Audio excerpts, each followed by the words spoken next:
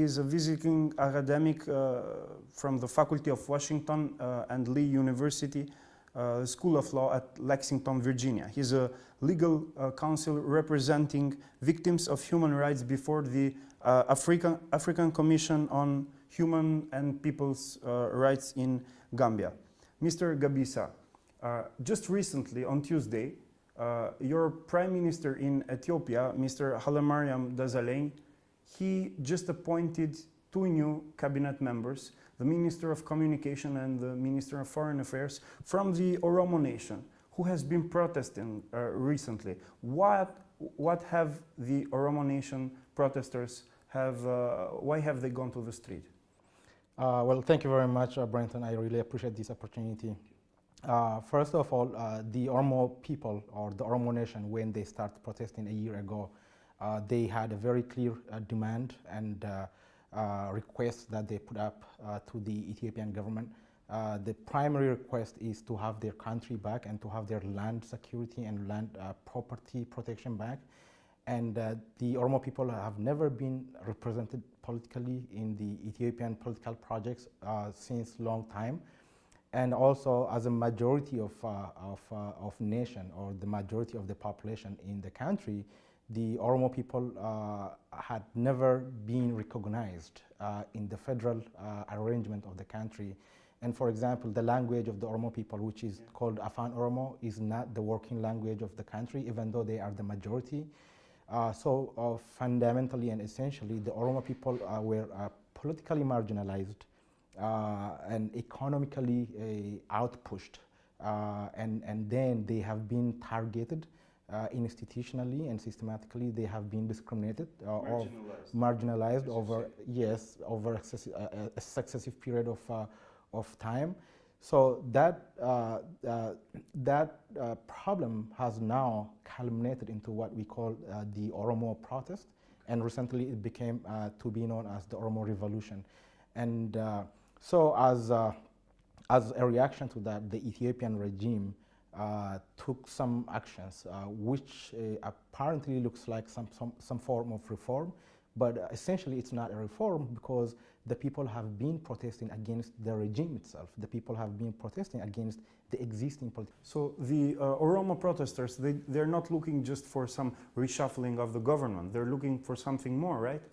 Exactly. They're just looking for the regime change, because they protest against the regime. They did not want the government to do some kind of reshuffling or bringing some officials from different departments to the other, because the problem is the regime. So basically, just for the viewers' clearance, we have in Ethiopia the Amara nation, the Oromo nation, the Tigres, who are actually right now in power. Mm-hmm. So how is this configuration of ethnicities?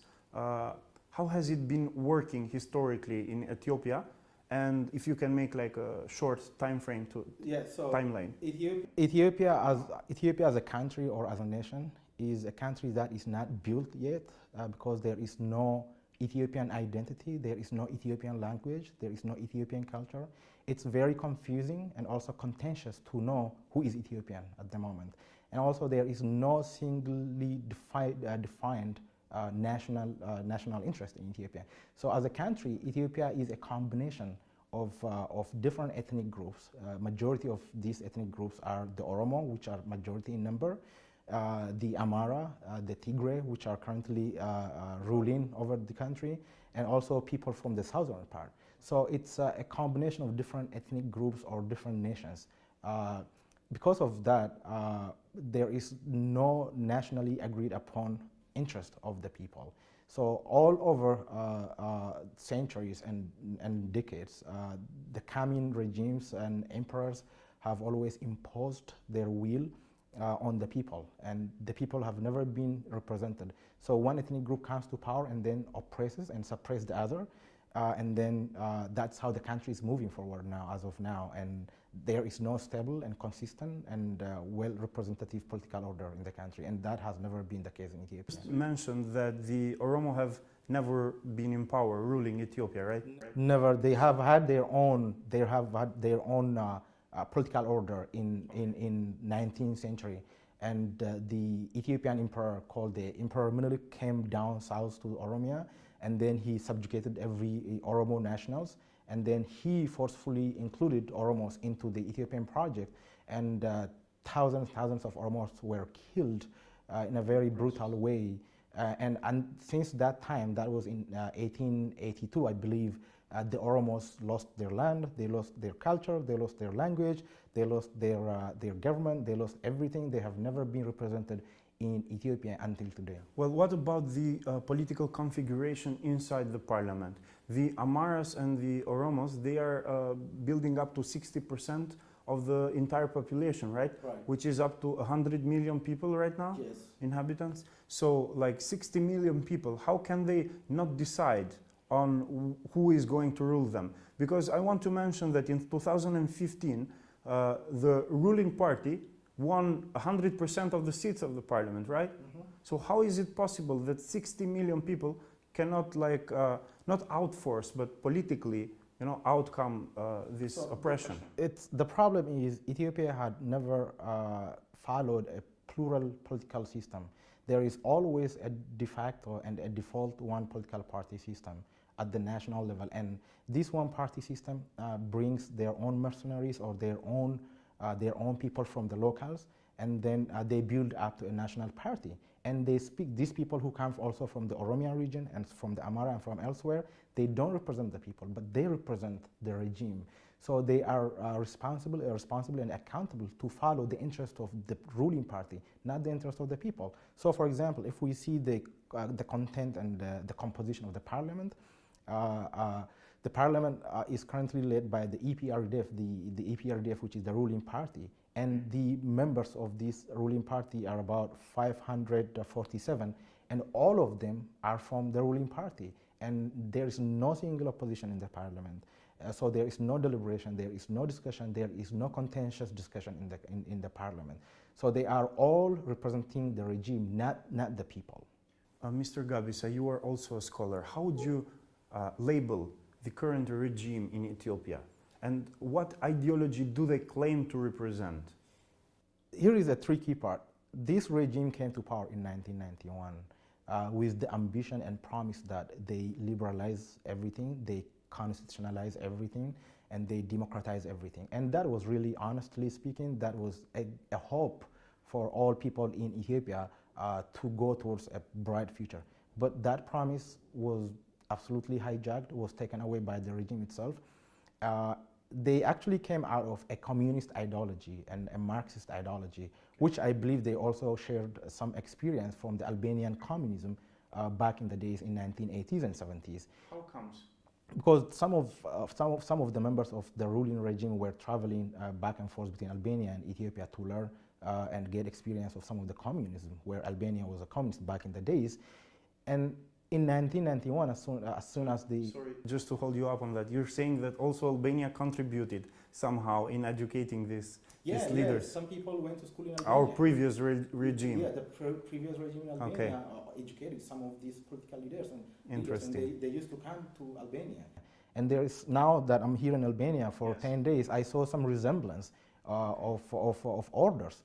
And then the question is again, as soon as the Russian Federation or the Soviet Union disintegrated, the Ethiopian regime now in power, they were clever enough to realign themselves with the West political order. Like and then a neoliberal political order. They say we are not communist anymore, we are not Marxist anymore, we are with Democrats. you, we are Democrats. And then the Americans, who are globally strong in putting global political order, they believed them and then they helped them to come to power. And in that transitional period in Ethiopia, when everything had to be sorted out, they tricked out the Oromo people, and the legitimate political agency of the Oromo people, which was the Oromo Liberation Front, that was the real and legitimate political representative of the Oromo people, was kicked out of the transitional period, and then the current regime members, which are the old guard in the Ethiopian political system now, they labeled all the Oromo people as illegitimate, as having a legitimate political question. So now with the rising global policy of fighting terrorism and all those things, the Ethiopian regime successfully managed to put the Oromo people's legitimate and constitutional question into that domain of securitization. So whenever Oromo people speaks about freedom, speaks about democracy, speaks about constitution, the Ethiopian people says, oh, these are dissenters. These are people who want to disintegrate Ethiopia. These are people who are anti-peace. These are people who are anti-constitution. While in reality, it's the regime itself that's anti-constitution, that's anti-peace, and also that's anti-freedom.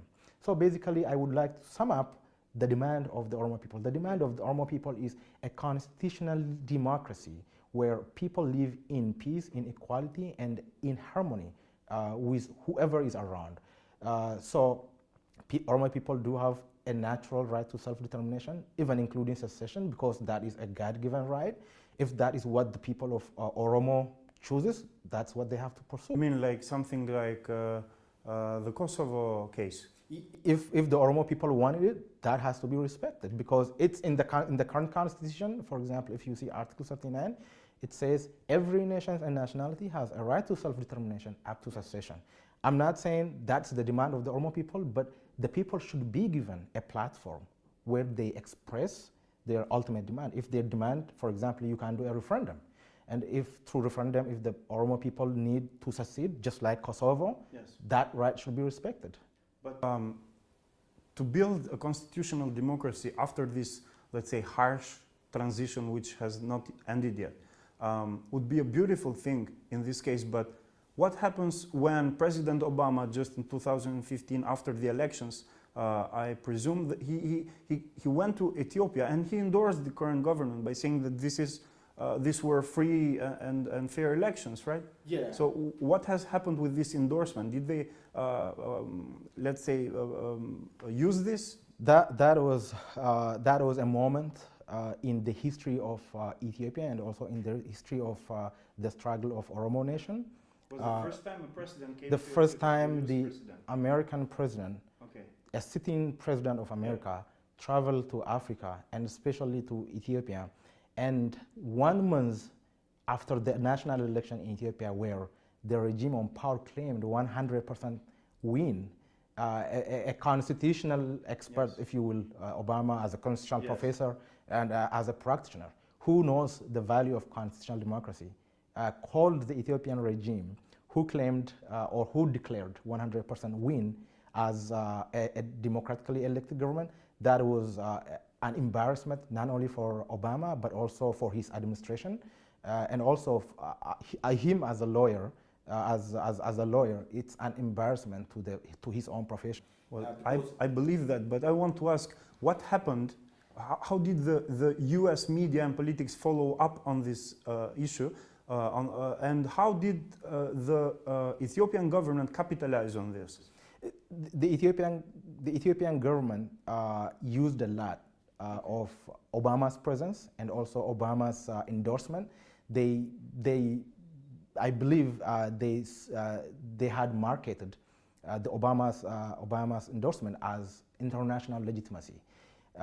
But to be honest, the American media, they heavily criticized Obama. They followed up on the news, and they pointed out that Obama was wrong in calling Ethiopian regime a democratically elected regime.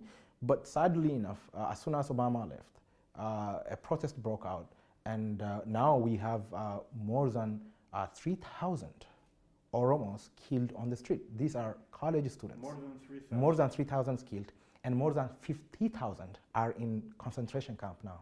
They are in military detention. The prison is over. The prison could not accommodate all these people, so they had to put in different buildings, and it's a national declaration of emergency.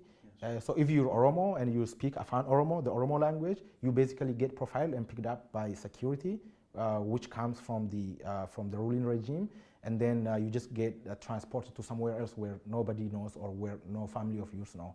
And I know several dozens of family who received dead body of their sons and daughters, and very sadly, it's very tragic. Very sadly, on October 2, 2016, there was this Oromo Nation's sacred cultural event, which is called Irrecha.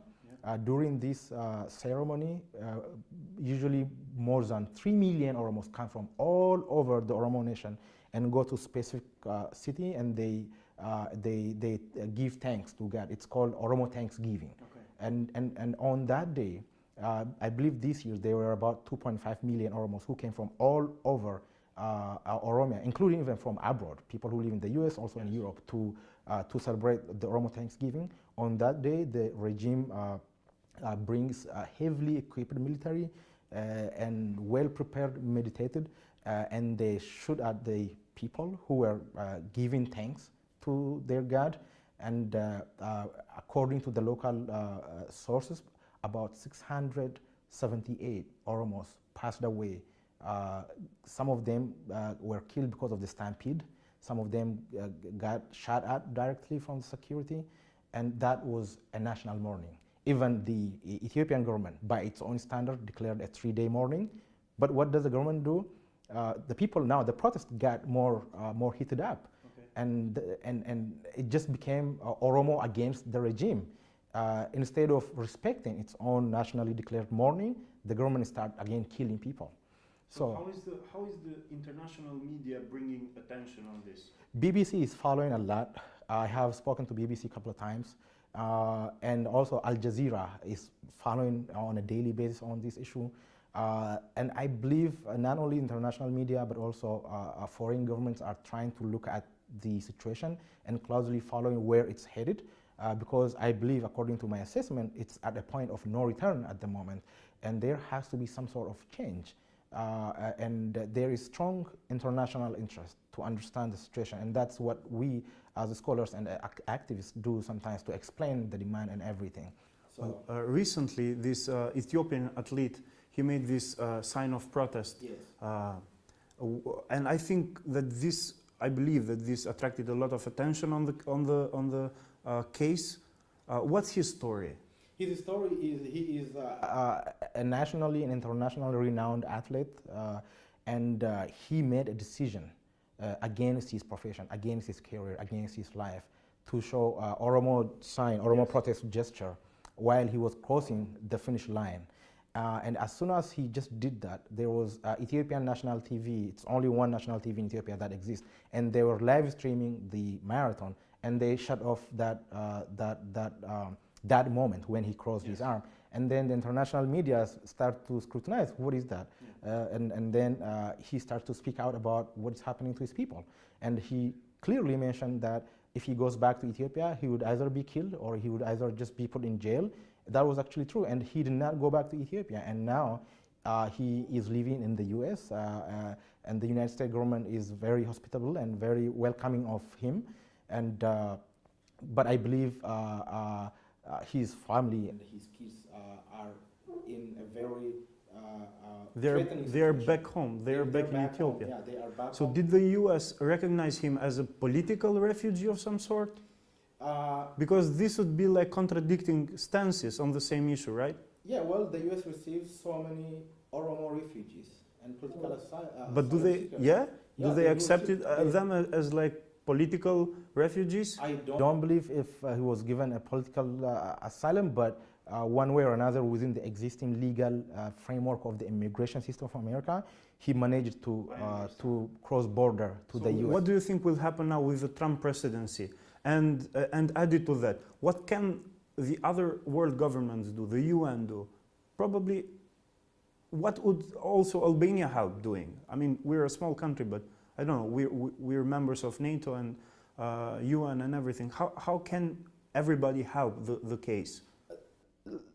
I would start from the UN. Yes. The United Nations as intergovernmental organization has to recognize that the Oromo situation is an internationally legitimate people's question that is based on constitutional democracy that has to be respected.